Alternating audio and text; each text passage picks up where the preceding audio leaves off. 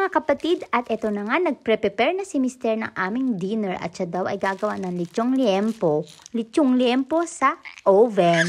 At ayan na nga, tinusok-tusok na niya daw, professional siya. Ayan, nilagyan niya ng mga seasonings, mga pampalasa, kayo nang bahala. Alam ko lang, una nilagay niya is magic sarap, tapos nilagyan niya ng konting salt and pepper. So ayun, minix-mix lang niya, kayo nang bahala magtansya kung ilan ang inyong ilalagay. Kasi siya, ganyan-ganyan. Wala na siyang measurement. At ayan na nga, pinipare na niya para ilagay. Sinaig pa ang pang seasoning.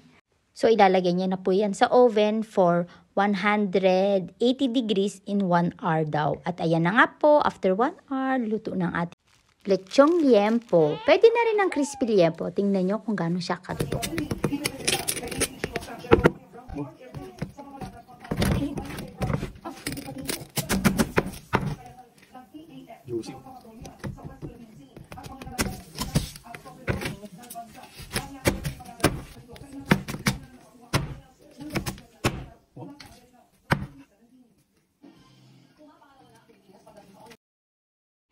Ginayat-gayat na po niya ang kanyang lechong liempo.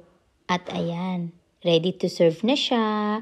Dinner is ready. Meron din kaming tirang munggo na dinner namin last night. So, swak na siya para sa dinner for tonight.